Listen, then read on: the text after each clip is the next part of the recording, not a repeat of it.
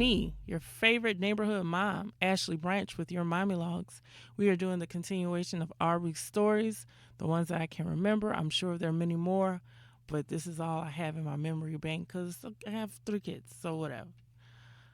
Um, have you ever been in a public place and you see other people out and the person that they're with is embarrassing them, or the child that they have is is on 1,000, or for whatever reason? This is a story, my own personal story with Aubrey, that she did something like that. I'm gonna just preface the story by saying this: people who do not have children, this is specifically for you. We cannot control everything that comes out of their mouths and all the things that they do. As hard as we try, we just can't. Temper tantrums and all the other stuff, that's something totally different. But the things that happen in a kid's head, there is no filter between that. It's no high filter on the highway. It's like brain to mouth. That's it. They see it, the brain says something about it, then the mouth says it right after. So don't be looking at the parents like, oh, y'all are terrible. We could be, but don't let that one instance just give you a picture of who we are. That's just not true. We work hard to not raise a-holes, but I digress. So one day I was in the store. I was getting some smoked turkey meat. I was going to make some red beans and rice because we're down here in New Orleans, and that's something we like to eat. And I'm standing in the meat section looking for smoked turkey meat.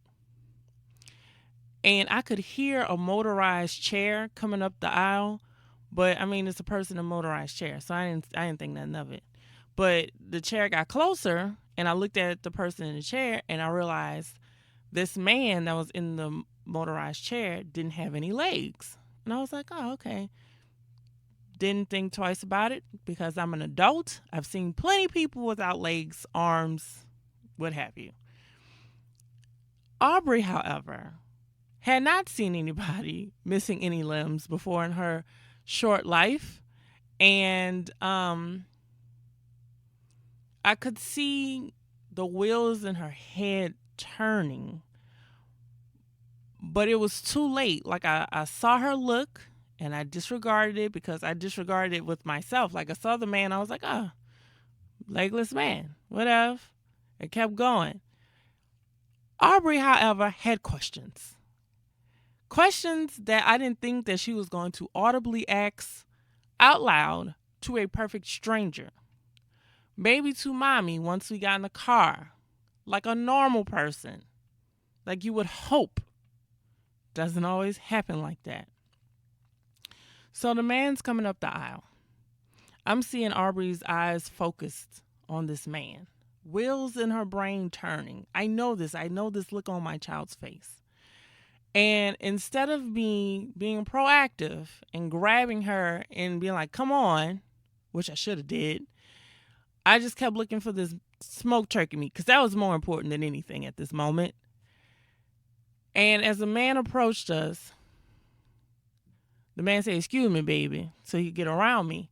And then Aubrey said, mister, what happened to your legs? You left them at home? Embarrassment is an understatement. Embarrassment, I don't know what goes beyond embarrassment. Mortified. I don't know. I died a little bit on the inside because I felt it was a reflection on me as a parent that this child would say something like this to a perfect stranger and not think about the consequences, not think about the person's feelings. Not thinking myself that this is a 4-year-old child and she's going to say crazy things. She told me my mac and cheese tastes like garbage. So what would I think about her saying something crazy to a stranger? Why would I think different? Why? And you know what? That man was very kind. He didn't catch an attitude. He didn't yell. He didn't give me a dirty look because at this point, I am melting. So I grabbed her and I told the man, I said, "Sir, I am so sorry. She's 4. She hadn't seen it." "Oh, no, no, baby. No, no, baby. It's fine. It's fine. It's fine." And he started talking to her. He said, "Well, baby, what's your name?" She said, "My name Aubrey." He said, "Well, Aubrey, I do have prosthetic legs. And I decided I didn't feel like wearing them. So, yes, baby, I did leave my legs at home." Sir, are you serious? I thought this was going to be a lesson in knowing when to say things and when not to say things, knowing that your words can hurt, or if you're not thinking, you can hurt someone's feelings. No, no, no, no, no, no, no. He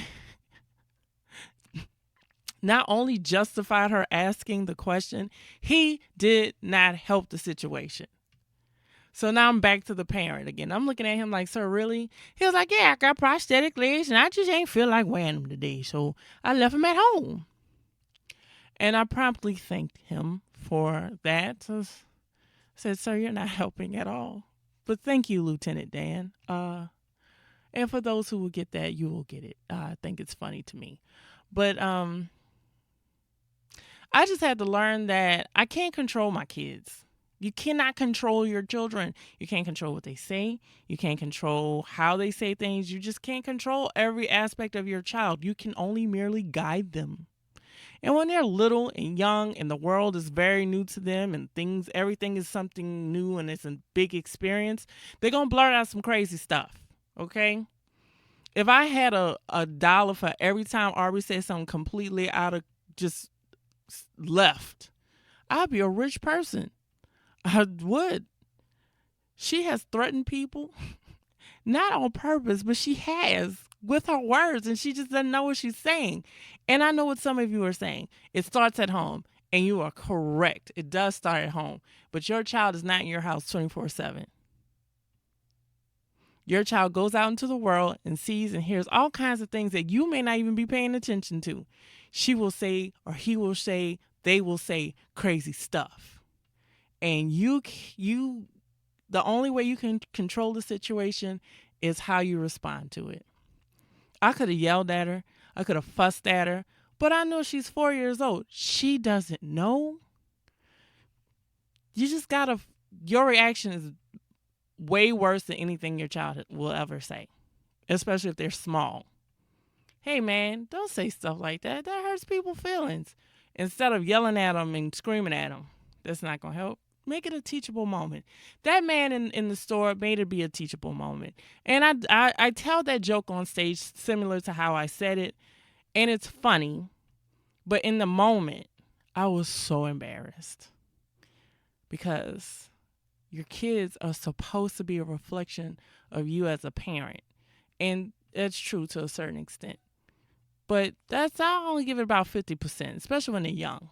50% of who they are is a reflection of you as a parent. And the other 50% is the fact that they are their own person and they're going to do and say what feels right to them. And at that moment, Aubrey needed to know where that man's legs was. Because everybody else around her have legs. "Mister, where's your legs?"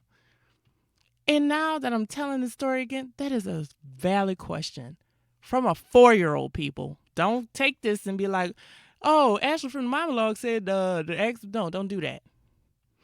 Please.